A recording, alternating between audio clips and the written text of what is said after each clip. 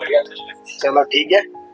देखो, मैं अभी बात करूंगा इंडियन ऑटोमोबाइल सेक्टर की तरफ से, और उससे पहले मेरा एक डिस्क्लेमर है, मैं सेबी रजिस्टर्ड पर्सनल नहीं हूँ, ना ही मैं एक सर्टिफाइड पर्सनल हूँ जो एडवाइस दे सकता हूँ किसी के बिहाफ पे या खुद के बिहाफ पे।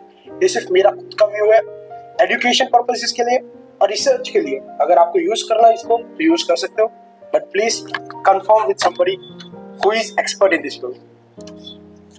अब पहले बात कर लेते हैं इंडियन ऑटोमोबाइल सेक्टर है क्या। भाई गाड़ियां तो हर कोई चला रहा है, रोड पे जाओ तो इतना ट्रैफिक मिलता है, बाइक हो गई, गाड़ियां हो गई, रिक्शा हो गई, ठीक है। अब क्यों जरूरी है हमारे लिए? सभी कह रहे एक्सपोर्ट बढ़ाओ, मैन्युफैक्चरिंग बढ़ाओ, ये बढ़ाओ वो बढ़ाओ। इधर भाई साहब ने बात की रोड्स के बारे में। अब रोड्स बनेंगे तो उन पर गाड़ी चलेगी क्या? गाड़ियां ही चलेगी, खुला तो छोड़ नहीं सकते उनको, ऐसे रख नहीं सकते हम। तो उसके लिए ऑटोमोबाइल जरूरी है। अब ऑटोमोबाइल ना अपने देश के लिए मैन्युफैक्चरिंग इंडस्ट्री जिसको हम लोग को बढ़ाना है, इसमें सबसे मेजर कंट्रीब्यूटर ऑटोमोबाइल सेक्टर, क्योंकि ऑटोमोबाइल सेक्टर में सिर्फ एक इंडस्ट्री नहीं, उसके अंदर कंपोनेंट्स भी आ जाते हैं, बैटरीज का भी आ जाता है, तो 3-4 अलग अलग इंडस्ट्रीज अपने आप ज्वाइंट हो जाती है, ठीक है। तो Indian automobile sector serves as a significant indicator as economic health, दिखाता है कि भाई कैसा है देश का लोग, देश का व्यू कैसा है, जीडीपी कैसी चल रही है, इकोनॉमी कैसी है, क्या लोगों के पास ताकत है, इतना पैसा है कि भाई वो डाल सकते हैं इन सब चीजों में, क्योंकि बेसिक नीड्स तो हमारे वैसे भी रोटी कपड़ा और मकान है, ठीक है ना। उसके बाद आगे चल के हम लोग बात करते हैं कि भाई हम लोग गाड़ी लेंगे या तो घर लेंगे। यही होता है सब, हर ह्यूमन की बेसिक नीड यही होती है, शुरुआत ही ऐसी चलती आई है। फिर देखें तो टू व्हीलर डोमिनेट करता है इंडियन मार्केट में और अफ्रीकन मार्केट में। क्यों? क्योंकि यहाँ पे यूथ है ज्यादा, अपनी यंग जनरेशन। अपन लोगों को गाड़ी अभी नहीं आएगी, जब शादी हो जाएगी, जब बीवी बच्चे होंगे तब की बात है गाड़ी की, जब फैमिली होगी तब हमको स्टेबिलिटी चाहिए। और अभी टू व्हीलर इसलिए चाहिए कि भाई जल्दी से निकाल दे, कम है और अफोर्डेबल है, बजट फ्रेंडली है, इको फ्रेंडली है, और भाई रफ्तार तो है, स्पीड तो है कंपैरेटिवली।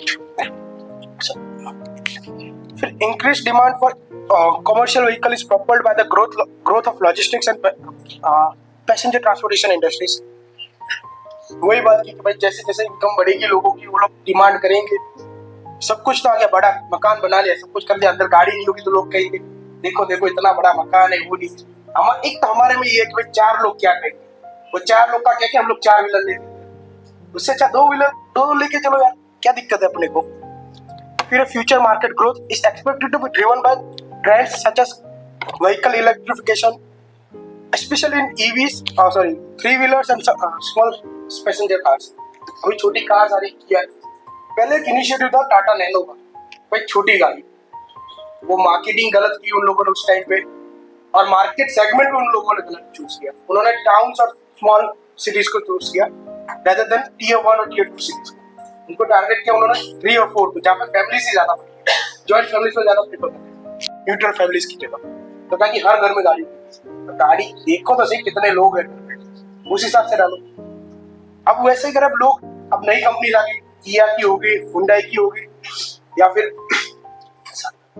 और भी टाटा खुद ला रहा है वापस अपनी नई गाड़ी, कर्व्स हो गई, फिर अवंतिका हो गई, फिर अवन्या का किक लॉन्च करने वाला 2025 में, जिसके बारे में हम लोग आगे बात करेंगे कि भाई छोटी गाड़ी चला रहे। क्यों? क्योंकि लोगों के पास पैसा तो है पर इतना भी नहीं, और वो स्पेस बहुत कम लेती आ जाती है। भाई 4 जनों की फैमिली, 5 जनों की फैमिली, आ जाओ कोई नहीं, ऑफिस से घर, घर से ऑफिस, बीच में घूम लो, वही है। फिर थ्री व्हीलर्स में भाई ऑटो रिक्शा है, आजकल हम लोग दिल्ली में सबसे ज्यादा चल रहा है ईवीज का, ये ई रिक्शा हो गई, या भाई अहमदाबाद में भी अभी देख रहे हैं कि भाई ई रिक्शा ज्यादा चल रही है, वैसा है। India holds a strong position globally, being the largest tractor producer, second largest bus manufacturer, and the third largest heavy truck manufacturer। अब ये है कि हम लोग भाई पैसेंजर व्हीकल्स की तो बात कर ही रहे हैं, तो उसके साथ इसकी भी बात कर लेते थोड़ी सी। तो ट्रक ट्रैक्टर ये सब चाहिए, क्योंकि लॉजिस्टिक्स कैसे बढ़ेगा, लोग घूमेंगे पर लोगों का खाना कैसे घूमेगा, लोगों के लिए जरूरतमंद जो चीजें हैं, जो बेसिक आइटम्स चाहिए, वो हर जगह पे तो हर मिनरल्स अवेलेबल है नहीं, हर रिसोर्सेज है नहीं, तो ट्रांसपोर्टेशन जो होगा। तो मेजर पोर्शन हमारे इस इंडस्ट्री का आता है ट्रक से, बसेस से, ठीक है। अब बसेस तो बहुत ज्यादा जरूरी है अपने देश के लिए, सबसे ज्यादा, क्योंकि भाई ट्रैफिक ही बहुत ज्यादा हो जाता है, हर बंदा गाड़ी एक्टिवा लेके निकलता है। अगर बसेस में जाओ, अगर या तो फिर गवर्नमेंट ट्रांसपोर्टेशन को यूज करो तो पॉल्यूशन भी कम होगा, नॉइस पॉल्यूशन है, एयर पॉल्यूशन वो तो कम होगा ही होगा। अपना जो गोल है कार्बन एमिशन को कम करना है 2047 तक जीरो कार्बन एमिशन का, हमारा प्रधानमंत्री क्या है G20 में, भाई हम तो कर रहे हैं, इसको कम कर रहे हैं, ऐसे थोड़ी ना हो जाएगा, इसको कम करना पड़ेगा। फिर annual automobile production in 2023 FY23 was near 26 million cars, भाई 26 मिलियन मतलब 2.60 करोड़ गाड़ियां बना दी अपने ने, और बेची भी, बाहर भी बेची, ऐसा नहीं कि अंदर ही है, बाहर भी बहुत बेचा है। और ज्यादातर अफ्रीकन कंट्रीज में 2 व्हीलर्स चलती है, क्योंकि अफ्रीका का जो साइज है वो इंडिया जैसी है। Africa as a whole continent, उनकी जीडीपी 3 ट्रिलियन के अराउंड है, पॉपुलेशन भी इंडिया की तरह 1 बिलियन 1.5 बिलियन की नियर बाय होती है। तो यूथ तो है, एस्पिरेशनल यूथ तो है इसमें, और अपना अकेला देश वैसा ही है। तो जितना यहाँ पे 2 व्हीलर का मार्केट जितना इंडिया में है, उतना बाहर भी है। जैसे हीरो का है, हीरो स्प्लेंडर हो गई, बजाज की बाइकें हो गई। अपने इंडिया में तो सबसे फेवरेट बाइक है मिडिल क्लास की स्प्लेंडर, माइलेज सबसे सही देती है। बुलेट तो सबका प्यार है, बाइक में बुलेट तो सबका प्यार है, सबको चाहिए रेट्रो फील। आगे बात करते हैं मार्केट कैपिटलाइजेशन की। मैंने जैसे अभी बात किया कि Indian passenger car making is anticipated to grow from $32.70 billion to $54.84 billion in 2027। भाई दो तीन सालों में भाई $54 बिलियन की हो जाएगी, ये तो कह रहे हैं, पर इससे ज्यादा हो सकती है। फिर है कि ग्लोबली इलेक्ट्रिक व्हीकल का भी ज्यादा चल रहा है कि भाई कार्बन एमिशन कम करो। डेवलप देश तो बोल रहे हैं, ढंग का कह रहे हैं कि भाई हमको कम करना है, पर कम हो थोड़ी ना जाएगा। वो जब इलेक्ट्रिफाइड व्हीकल्स बनाओगे या हाइब्रिड व्हीकल्स बनाओगे, इसके अंदर सरकार ने एक और स्कीम लॉन्च करी, फेम करके, faster adaptation and hybrid manufacturing of hybrid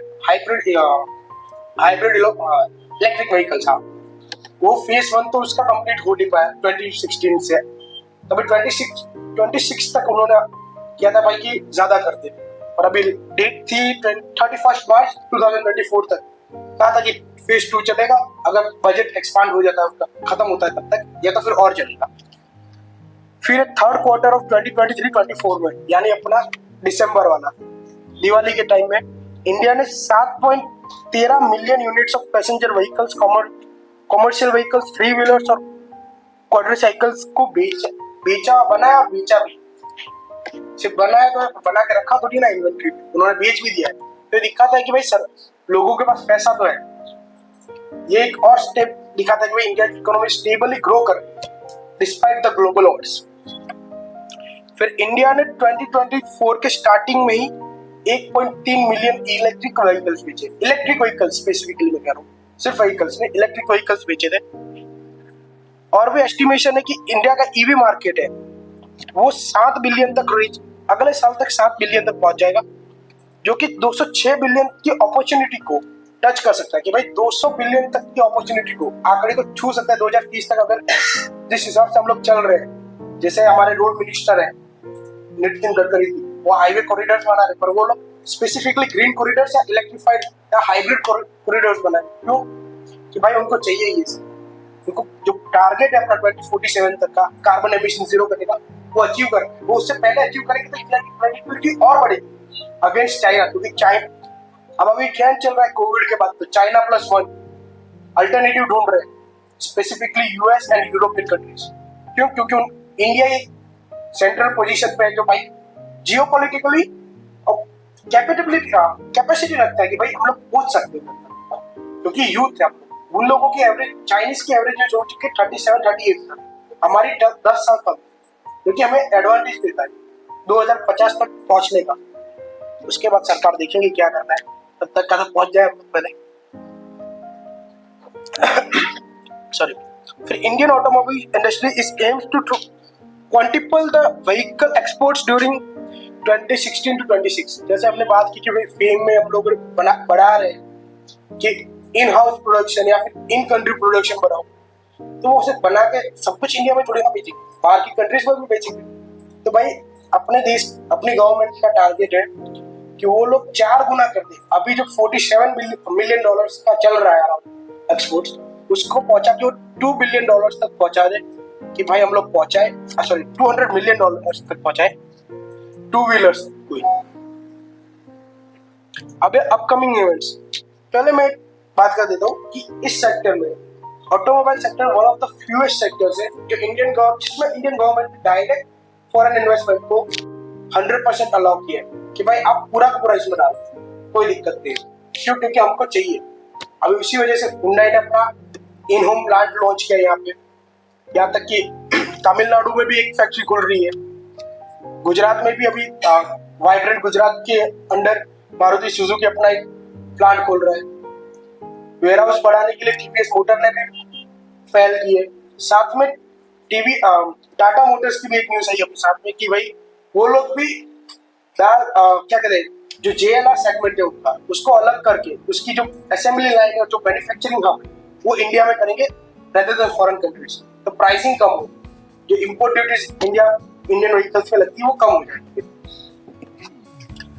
अब इसमें से अपकमिंग इवेंट्स ये कि भाई ओला का जो IPO आने वाला था वो तो फिलहाल तो अभी नाम भूल दिया है, अब देखते हैं आगे का क्या है, ये तो थोड़ा अपडेटेड है। इन 2024 अभी है कि BMW और Mercedes one of the high and cars, specifically हम लोग अगर कार की स्टेटस सिंबल की तरह माने तो हर बंदा चाहता है BMW, ऑडी या फिर ये मर्सिडीज होनी चाहिए, तभी हम लोग मानेंगे भाई बंदा अच्छा खासा कमाता है, मोटी इनकम है उसके पास। उनकी हाईएस्ट यूनिट सेल हुई है जनवरी की, और उसका कारण है कि क्योंकि गवर्नमेंट ने इंपोर्ट ड्यूटीज कम की, टैक्सेशन कम किए। हुंडई मोटर ने भी, जैसे मैंने बताया कि वो तमिलनाडु में अपना एक प्लांट लॉन्च कर रहे हैं $21.7 मिलियन का। फिर महिंद्रा भी एक सिक्योर्ड इन्वेस्टमेंट ला रहे हैं $48 मिलियन का India Japan fund for Mahindra trust के हिसाब से। मारुति सुजुकी जैसे हमने बात की कि भाई वो SMG सेक्टर में गुजरात में वाइब्रेंट गुजरात के अंदर आएगी। फिर गवर्नमेंट पॉलिसीज इसमें क्या है कि ministry of heavy industries extended the PLI scheme for automobile and auto component until March 31, 2028 कि अभी 4 साल बचे तो हमारे पास जो PLI स्कीम थी कि जिनको टैक्स सब्सिडीज देंगे या टैक्स हेवेंस देंगे या तो फिर लैंड्स कम भाव में दे देंगे, इलेक्ट्रिसिटी कम भाव में दे देंगे। वो जो गवर्नमेंट का इनिशिएटिव था सिर्फ मोबाइल फोन्स के लिए नहीं था, वो स्मार्टफोन्स के लिए नहीं था, ऑटोमोबाइल सेक्टर के लिए भी था कि भाई सिर्फ हम लोगों को स्मार्टफोन के लिए ही नहीं चाहिए, ऑटोमोबाइल भी बनाओ, कंप्यूटर भी, सब कुछ इसी देश में बनाओ जितना बना सकते हो, क्योंकि हमको प्रोडक्शन बढ़ाना है। फिर India plans to introduce a new scheme to promote electric vehicles adoption and enhance changing the infrastructure in line with eco friendly transportation, जो हमारा गोल रहा ही है। फिर है कि budget allocation of more than $320 million for 24-25 financial year 24-25 is to utilize by March 31, 24। जो मैंने बोला था फेम के लिए, भाई जो बजट असाइड करा था हम लोगों ने $320 मिलियन से भी ज्यादा का, वो मार्च 2024 तक यूज हो जाए, पर हुआ ही बनाएंगे कितनी बनाएंगे, हुआ ही तो उसको अभी भी कंटिन्यू कर रहे हैं ये। फिर fame scheme was extended for additional 2 years ending, जो अभी मैंने अभी आपको बताया। इन जुलाई 2022 Gujarat announced a semiconductor policy aiming to establish in Dholera Semicon City and attract investment, while the national policy on biofuels was amended to advance ethanol and biodiesel blending targets to 2025। अभी किसी ने notice नहीं किया होगा, अगर किसी ने recently classic 350 ली होगी आइसे रॉयल एनफील्ड की, तो उन्होंने 2024 को E20 करके लॉन्च किया है। अगर देखेंगे, मैं देख रहा था, मेरे को चाहिए थी, तो उसमें E20 क्या है, इथेनॉल कि 20% इथेनॉल पे चल सकती है, 80% पेट्रोल या डीजल जो भी होगा वो इंजन के हिसाब से।